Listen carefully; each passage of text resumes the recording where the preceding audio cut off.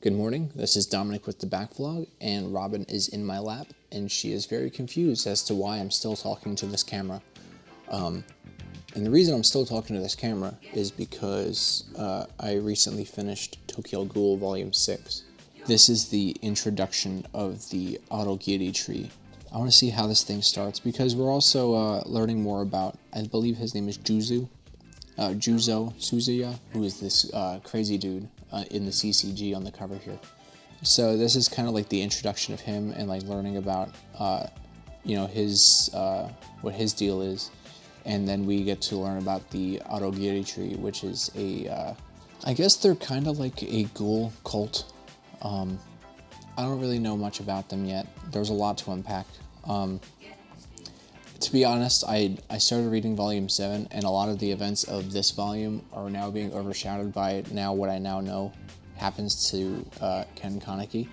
And that shit's freaking brutal, but I'm not going to talk about that in this video. One thing I actually appreciate about this, and I think this is the first volume that they're doing this with in Tokyo Ghoul, and Volume 7 has this too, so I don't know if they're going to have this going forward. I've noticed that other mangas have this too, and I never knew this because I've never read.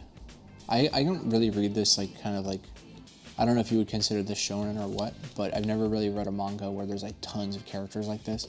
But they kind of like have a. I had to be careful because the spine kind of came up because it's very humid in my apartment.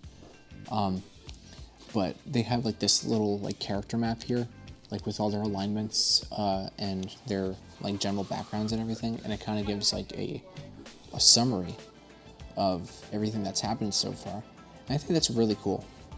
Yeah, I mean, I don't really have much to say about this. I mean, the art is spectacular as always, and they foreshadowed, oh man, they foreshadowed the centipede.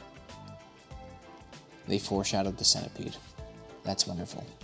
We learn, we meet more characters from the CCG as they begin to attack the, I guess that's the Aogiri tree's compound.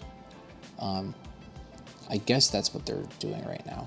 But yeah, this is the volume where Kaneki was kidnapped and selflessly sacrificed himself to save a bunch of people, and I know the consequences of that now.